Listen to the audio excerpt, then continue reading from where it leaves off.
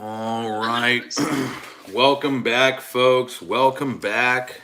Give it a second for some more folks to join us, and then we will get started. Let me pull up.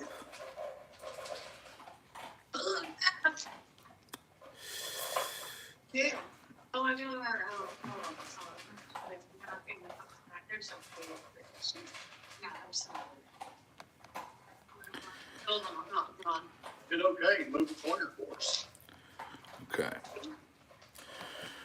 All right. I'm hoping everybody's in there. I'm going to go ahead and get started. What we're going to do for the remainder of group, I am going to discuss 10th step, how we get to a 10th step, the importance of taking a 10th step. You may understand daily inventories in other areas of life, why it's important to take daily inventories. This is the third level. This is admitting 301. Okay, we first admit that we are powerless over our addiction and that our lives have become unmanageable. We then admit the exact nature of our wrongs. And what we're going to be doing here in this step is continuing to take daily inventory, and when we are wrong, promptly admitting it. So let me write this down. It says we continued to take personal inventory, and when we were wrong, promptly admitted it. All right. This is step 10. Let's start by understanding step 10. This is a timeline, a little line that I'm going to draw, boom, and then we'll put this one off like this, and then we'll go like this. Right here is steps 1 through 9. This is the restoration process. It's actually, I'd be hard pressed to say, let me actually delete this. Let me fix this a little bit more. It would actually go like this. Sorry. I'm sorry, folks. All right, this is steps 1 through 3. This is the decision. All right.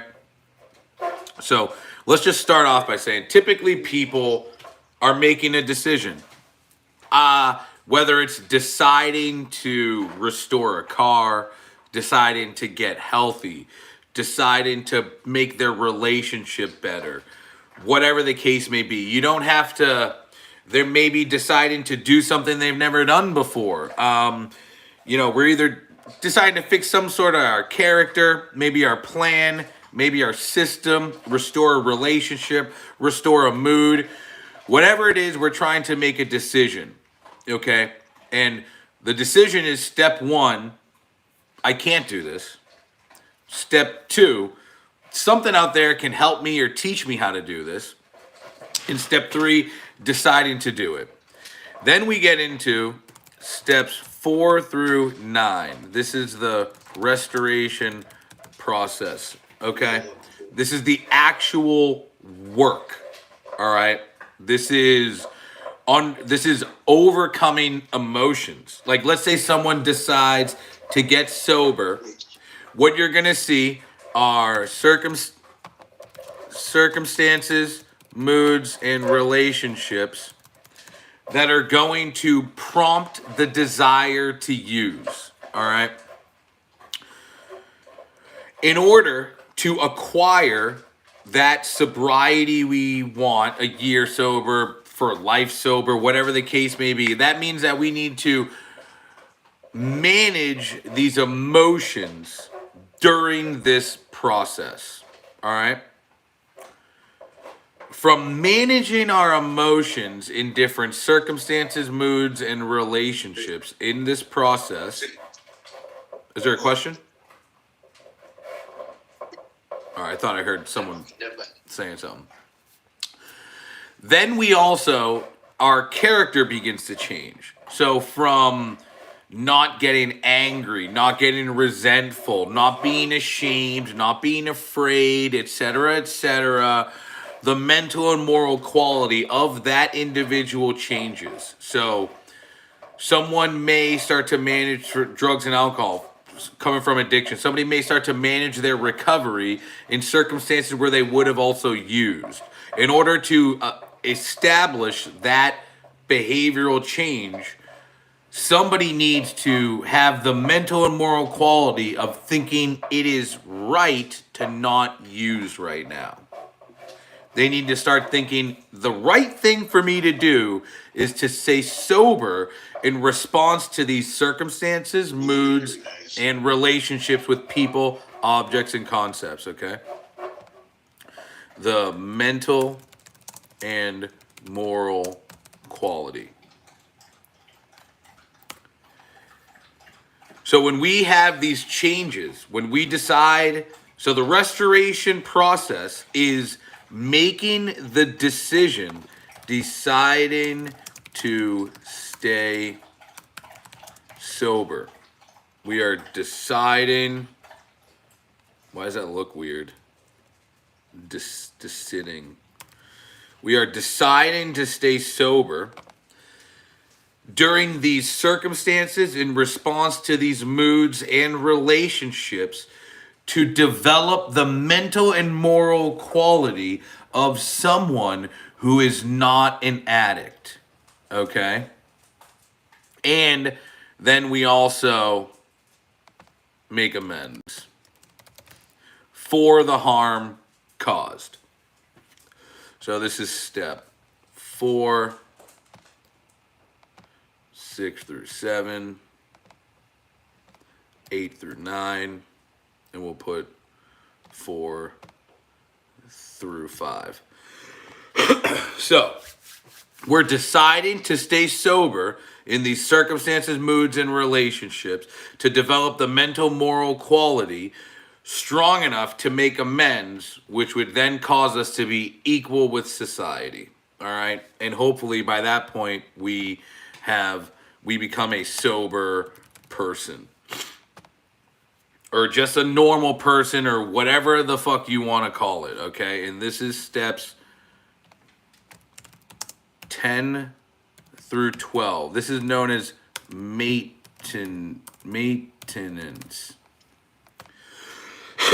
Okay?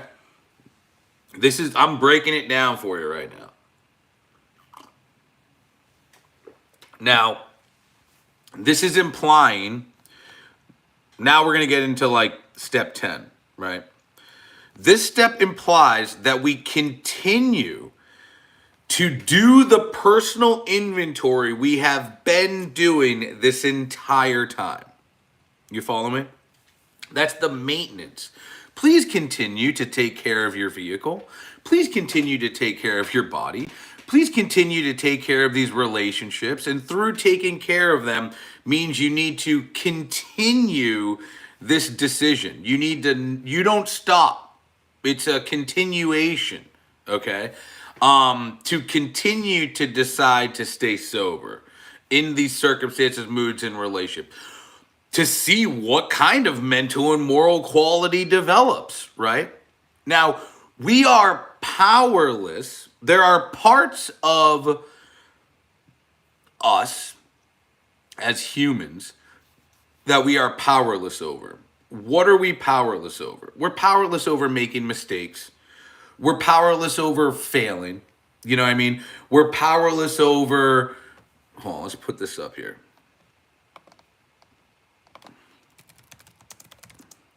We are powerless over, these circumstances, these moods, and these relationships. We're powerless over making mistakes.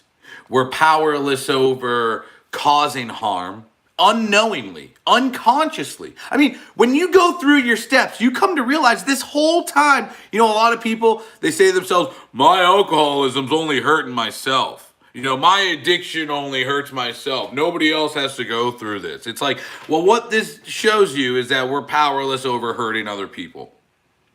Not only consciously, but also unconsciously. And we are capable of being wrong. And you know what? We're also capable of feeling good while doing the wrong thing, whether as a result of what the wrong thing is or as a result of just lack of knowledge, right? Like, it felt good to get high or drink unknowingly. We didn't know that we were setting ourselves up to get high or drunk, but it also felt good knowing that we were fucking ourselves over by using, because it actually fixed what we were experiencing. So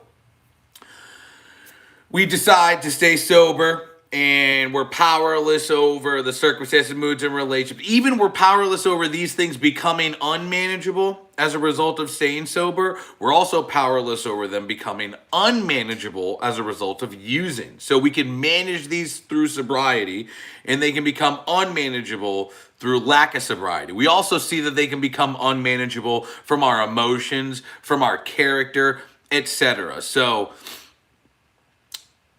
step 10 is about recognizing the work we've done is going to have to continue to be applied because I'm still capable of causing said harm, right? Like, just because my car is running today doesn't mean if I don't put gas in it, it's going to keep running. You see what I'm saying? Just because my relationships are great right now and I restored them and I made amends does not mean they're going to continue to be that way if I decide to drink or use again. So that, and not only drink or use again, but act on these character defects, refuse to change shortcomings, etc., etc. So, and there is a tool for this. It's called Living the Program, IP number 9. We're going to talk about it a little today. I'm probably going to talk about it at the end, give it to you for a homework assignment. You'll be working that all week, and then we'll come back to kind of discuss it and what your experience was with it and how that leads into an 11th step of prayer and meditation. So just to kind of anticipate and come to see what the next couple days are going to be like, or when we, not like days, I'm not going to see you on fucking Monday, but whatever what the next couple fucking classes are going to be like. Now, the key to the 10th step is building a relationship with feeling and doing, okay? This isn't the case for everything, but it's the case for a lot of things. Things that feel really good aren't always good. Things that feel really bad aren't always bad, right? We're going to try to maybe right now somebody feels like shit. You know what I mean? But what are you doing? Maybe you feel like shit because of all the stuff I did in the past and my addiction and yada, yada, yada. You feel that way, but what are you doing? You're in rehab. You're taking notes. You're sharing. You're doing the right thing. So although you feel like shit, what you're actually doing is good and productive and working towards restoring that pain. What would feel good right now, right? Maybe avoiding group, going outside for a cigarette, perhaps, just going home and sitting on the couch and doing fucking nothing and saying you're sick. That would feel great, but what are you actually doing? You're doing the same shit we were fucking doing in active addiction, right? What am I actually doing? I'm not putting myself in the position to learn the vital things I need to learn. And hopefully, by the time you get to a 10th step, you start to see that some of those really small decisions we made in the past actually benefited our recovery tremendously. All it takes is leaving the room for 5 minutes to smoke a cigarette to not hear something that may change your life forever. I'm not saying I'm up here saying shit that's going to change your life forever, but you're powerless over if I say some shit that you didn't fucking hear ever before and you remember it and use it for the rest of your life. You're powerless over that. You didn't know, you're powerless over not having heard it before, not knowing it before, and you're powerless over knowing it now and how it impacts your body and your brain, and that just kind of keeps on going. The dominoes just keep on falling, right? And that doesn't end. You know what I mean? That doesn't change. You know. So it's about understanding and establishing a relationship. Like, okay, even though this feels bad, it is good. Even though going outside to smoke a cigarette feels great, it is bad. You know, so what this can help us do is hopefully not cause harm unknowingly, because not only to ourselves but to other people, because from an addiction like nicotine, we may be going out harm cause, who knows. I've worked with people I've been doing this for quite some fucking time, you know what I mean? And you go out there, you see somebody go outside for a cigarette. First off, they're harming themselves by smoking tobacco, by being outside of the group room. And then you got a fucking BHT or something like that that's got to go over and check on you. You take them away from their job. They have to go over and check on you and do some, just make sure you're not going to fucking AMA or no shit like that. You know what I mean? You come back into group. Let's say you come back into group smelling like cigarettes, dude. Not necessarily the greatest, most pleasant smell in the world. And let's say somebody in group actually fucking looks up to you, dude. Let's say you're the coolest kid in fucking rehab, right? And somebody actually fucking looks up to you while you're in there. And they think that's fucking cool. So maybe they decide to go smoke a cigarette during the next group.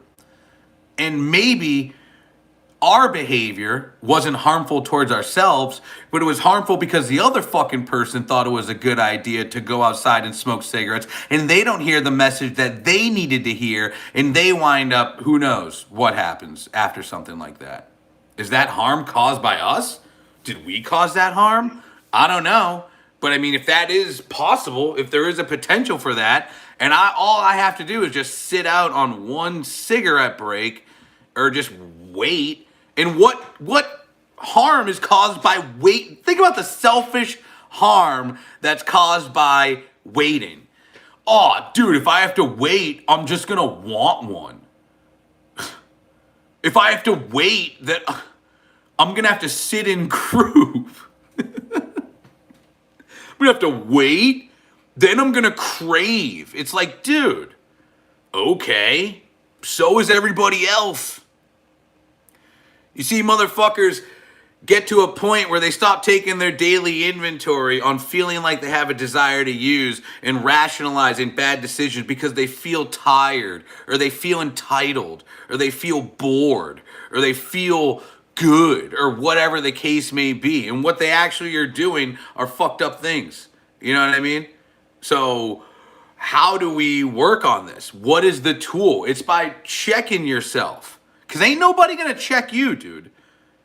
Ain't nobody going to, you're lucky if you have someone, let's say you get out of rehab, right? You're lucky if you have someone who comes up to you and says, did you go to a meeting today?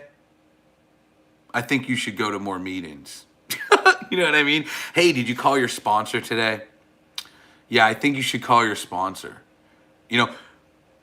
Once you get out of level of care like the one in which you're in now, self-accountability is huge. Discipline, extreme ownership. It doesn't need to be extreme, but definitely ownership over what. If you feel like shit, maybe look at what you're doing. Maybe what you're doing would constitute you feeling like shit. Oh, you feel like great? Maybe what you're doing would constitute you feeling like great. Or maybe feeling great is on a foundation of some instant gratification. Are we sacrificing our morals to feel good? You know what I mean? These are all questions that have to be had, especially in long-term recovery, because what we're talking about is long-term recovery. We're talking about recovery after having worked the steps or whatever the case may be. So let's move into some of this. Any questions so far? Raise your hand if you're following me. Raise your hand. Hell yeah. All right. Take a sip of coffee. Like I need any more. Through working the first 9 steps, our lives have changed dramatically. Way beyond what we expected when we first came into Narcotics Anonymous. We've become more honest, humble, and concerned about others, less fearful, selfish, and resentful. But even such profound changes aren't guaranteed to be permanent. Because we have a disease of addiction, we can always return to what we were before. Recovery has a price. It demands our vigilance. We have to continue doing all things we've been doing for our recovery so far.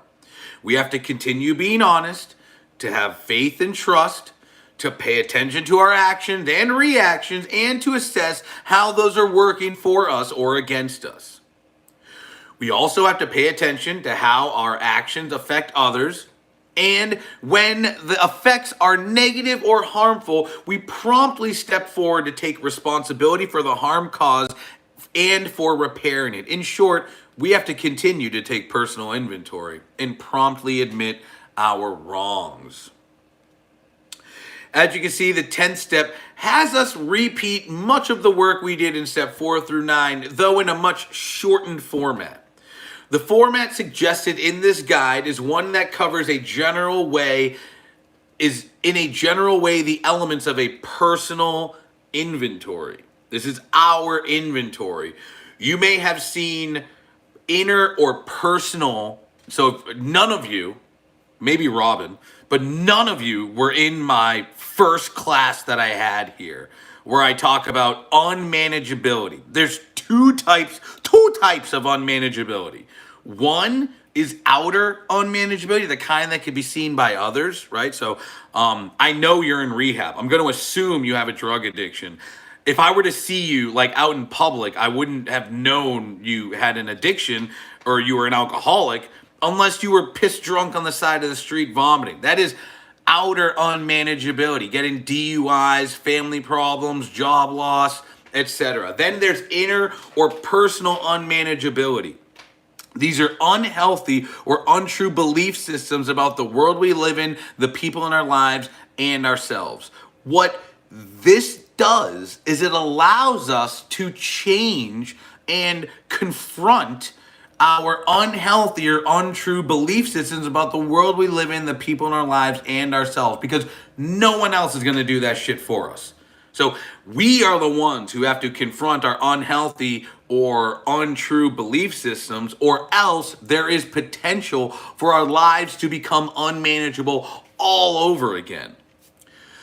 Some of us may find that we need to add questions that focus on specific areas that are affecting individual recovery to the questions already in this guide. We may find some areas upon which to focus from IP number 9, Living the Program. That is the thing that I was talking about today that I'm going to provide. I'm going to give you guys for homework. Hopefully they can print it out there for you if you need it, or you don't do the homework. I don't know. Print it out somewhere else. Do it on your fucking phone. Get a notebook. However you got to do it, get it done. All right. So what do you believe is the benefits of continuing this personal inventory so far with what we've discussed? What is the purpose of continuing to take this personal inventory? I have to examine myself every day, watch for any emotional disturbances, which I have all the time, so that I don't potentially undermine my sobriety again. Emotional turbulences. So this will help you look at some emotional turbulences, make sure you're not kind of like acting out all the time, and maybe pinpoint where some of those emotions are coming from. Yeah. Anybody else? What's the purpose of continuing to take personal inventory? So I can become more aware of my character defects on a daily basis.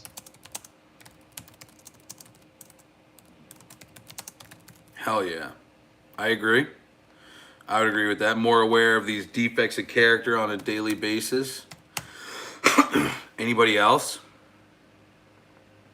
Not to have resentment or to recognize your resentment. Any new ones. So you said like alleviate resentments? Yeah. New ones.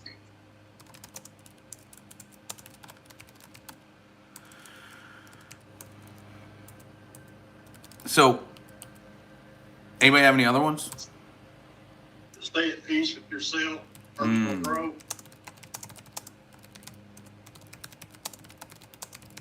That's a good one. Continue personal growth. Stay at peace with yourself.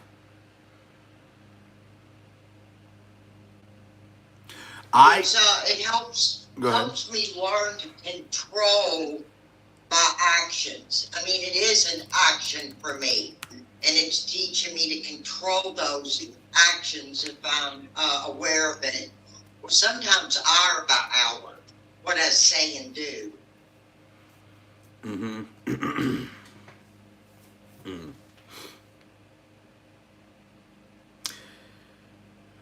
I don't know. It's like data. It provides data for me.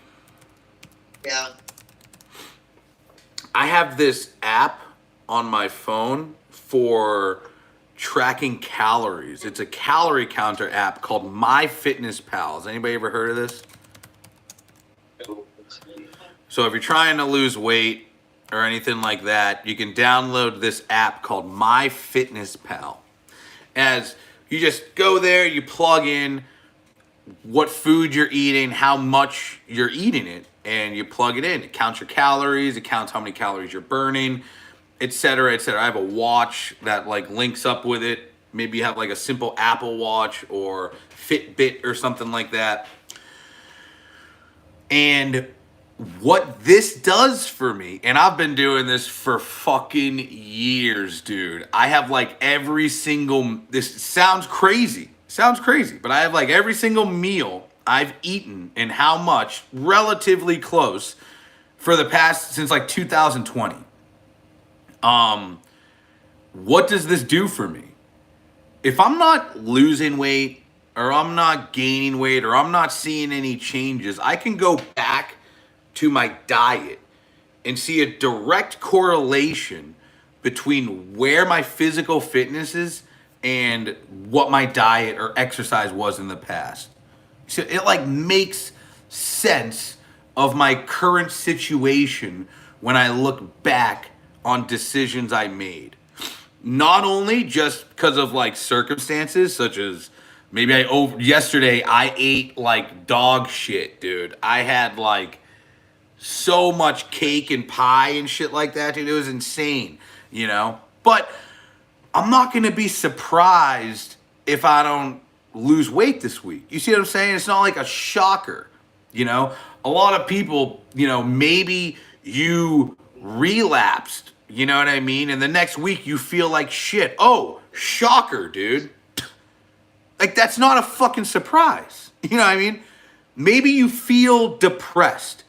If you have a daily inventory, perhaps you can look back at how you were acting a week ago, 2 weeks ago, that might cause a direct link to your depression. And if you're not doing, this is what happens, is people don't take this fucking inventory, and they end up sitting there not knowing why they're depressed. That is the scariest place you could be in your entire life. Anybody in here ever been depressed and not know why? and you're searching in your life for some reason for your depression, that is a scary place to be. And what this can provide for you is a reason you're depressed. Yeah, maybe you're depressed because you've been sitting in bed all day, all week. Maybe you're depressed because of that argument you had last week. Maybe you're resentful because of that. Maybe you're afraid because of this, right? And what does that do? It keeps me at peace with myself. It allows me to be like, okay, I'm not crazy. I'm not some loopy person. Like, these feelings actually come from places. The feelings I have, there's a direct correlation between the feelings I have and the actions I'm taking in life. Love it. I mean, And when you end up looking like at the science around these things, they may not be immediate, but if you look at the science around some of these things that restore us to sanity, they actually work. It's just about staying consistent on it and continuing it over a period of time. All right. So, great. Now we're going to talk a little bit about feeling versus doing. Let's talk. What are some. Hello. We're going to talk about feeling versus doing. First off, let's define these things. Feeling is an emotional state or reaction. An emotion is a natural, instinctive state of mind deriving from one's circumstances,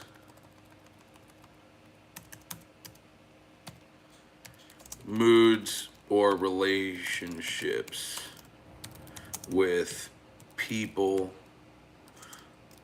objects, and concepts. Okay. Talking a little bit about feeling versus doing. A feeling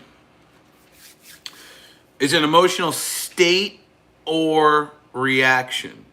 So we're either in the state of emotion or we are reacting to something with this emotional state. It is a natural, instinctive state of mind. So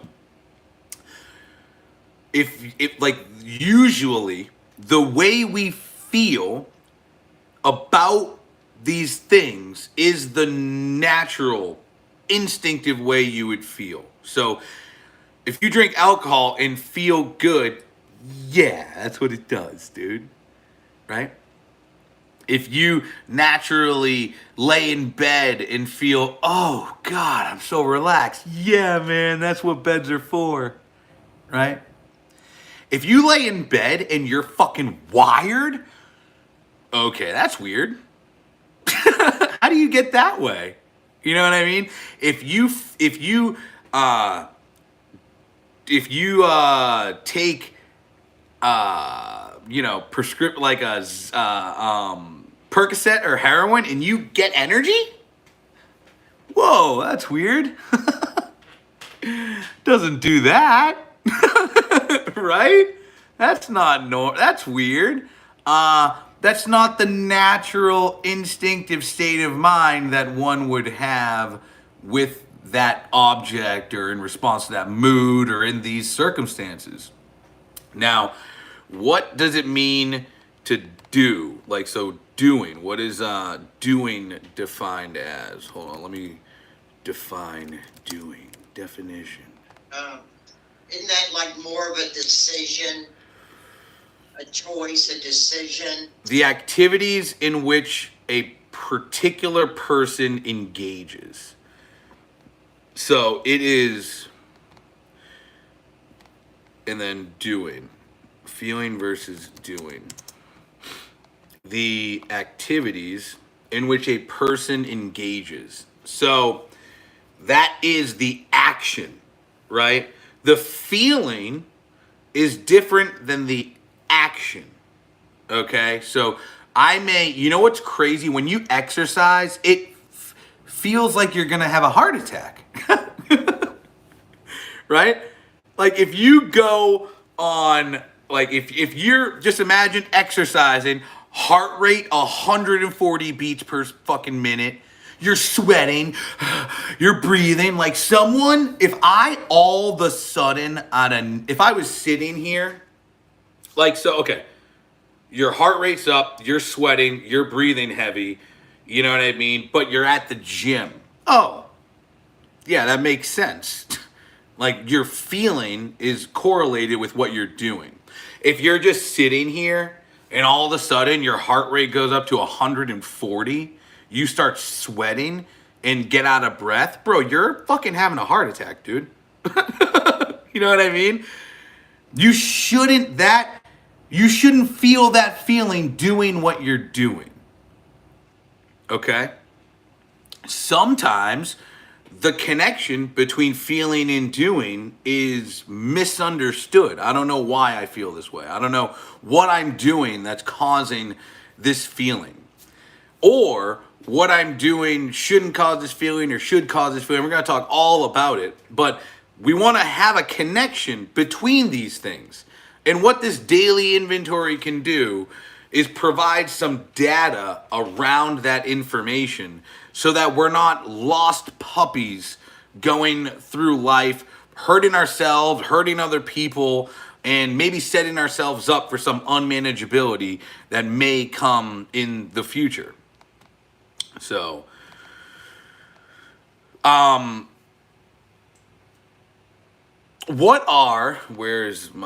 go here. What are some things that feel really good? What feels good but is bad?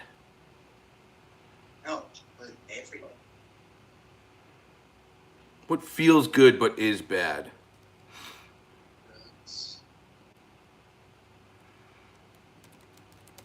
Smoking.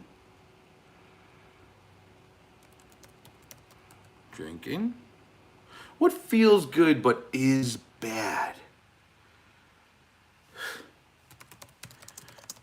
Staying in bed all day?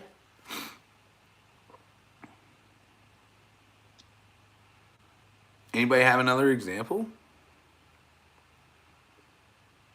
Feels good is bad. Isolating. Isolating. Affairs. That's a job. Yeah. What was that one? Oh, we could be bad. Affairs feel good. But they're not. Overeating? Oh, hell yeah. Overeating. It's a winner. Sugar. Like mad. What do they call it? They call it high fat, high carb foods.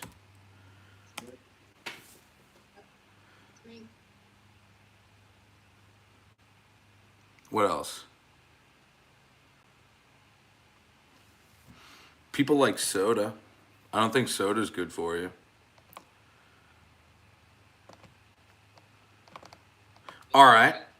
So let's say these are some things that are bad, right?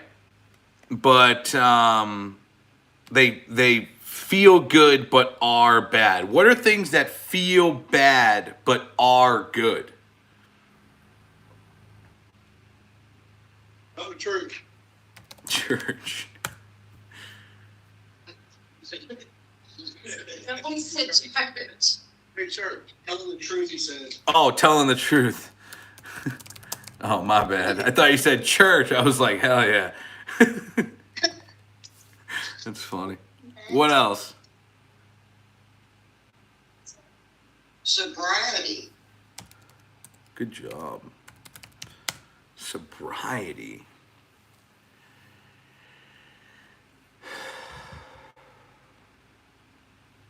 Working out. Cooking. Fucking work. Anxieties. Anxiety. I'll put good anxieties. Yeah, like good friend taking that on. Yeah. Right, right. Feels bad, but is good. Eating healthy. Turkey. What was it? Turkey? No, therapy. Therapy. Therapy. Oh, man. Feels bad, but is good. Now, some of Admitting it, your wrongdoings. admitting wrongdoings, that's a good one.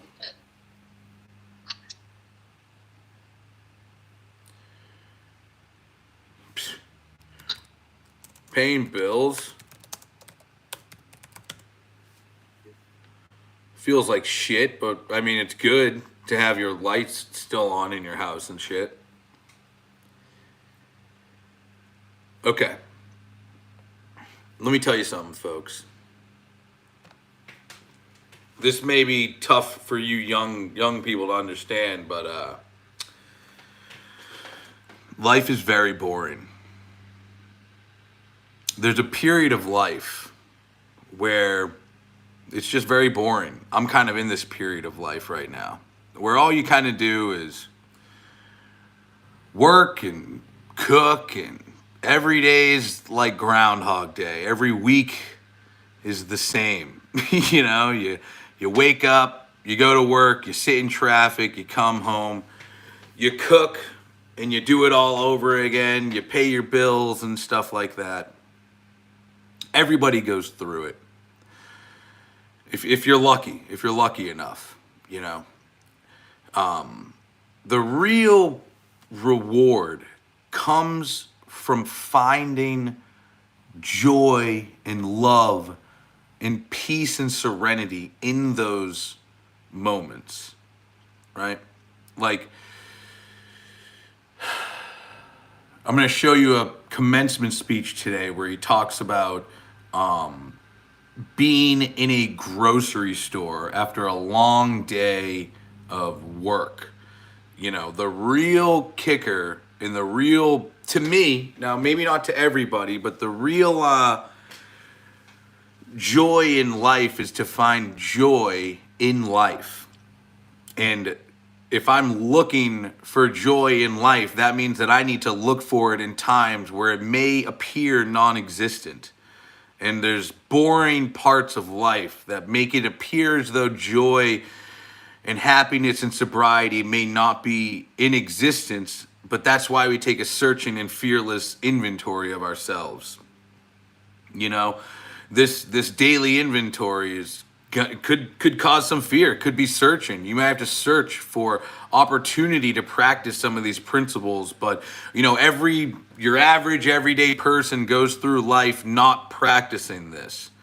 They go through life dim and stunted to the realities of the world, and they find themselves victims to the long traffic and victims to the, you know, long lines in the grocery store instead of a part of a bigger picture. And the bigger picture is for me to bring joy to these people and hopefully make it a little bit more pleasant for myself and those around me. And some people live and die never doing that, dude. And they get angry in traffic and they try to fight it and control it by driving fast and moving around and blaming other people. And those people end up hurting other people. They just end up hurting other people. They're impatient. They end up shooting someone in traffic. They end up coming home and blaming their lack of joy on their partner.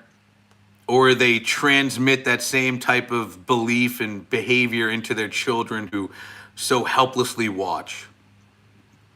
You know, right now you have an opportunity to remove yourself from this thinking, from this mindless place in life that society almost handcuffs us into. Like, you're now at a place where you can, you know, remove yourself from that. It just takes effort. And part of that effort means, like, you have to look at these things. You have to take this daily inventory. You know what I mean? Like, if you want to lose weight, part of the effort is weighing your food, eating healthy, dude. Like, that is a part of it. Like, if you want what this program has to offer, it means that you need to start thinking these things are right. Being sober is the right thing to do. You know, promptly making these amends, telling the truth, having fun in life, not getting angry, being gentle. These have value. And until we start seeing the value they have, we're not going to engage in them. And the last thing you want to do is see them as valuable when you're unable to make the changes. So I'm going to read a little bit of this literature, and I'm going to end today with a commencement speech that we're going to watch. I'm going to show you guys two videos. One is on forgiveness, and the second one is a commencement speech, which is like very easy. It's merely sitting here listening to it, because the first video is a 7-minute video. The second one is just the commencement speech, where it's just audio. So giving you guys the introduction to feeling versus doing and right versus wrong. So when I come back on Friday next week, we're going to dive deeper into this. Hopefully, having experienced the inventory, I'm going to leave you with some tools to use and apply.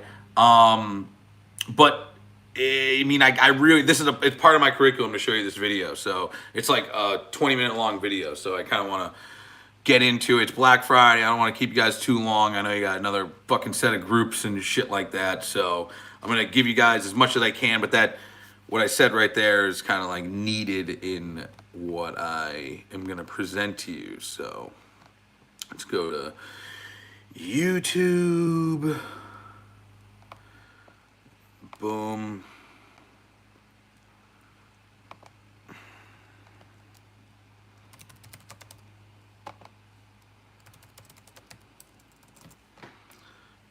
All right.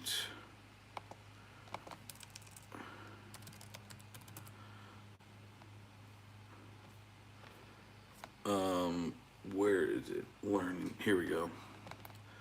Learning to forgive. What you're going to see is this whole video is literally just a summary of the 12 steps. And then we'll watch the commencement speech. Wherever your business needs to show up, Vistaprint can print it. Like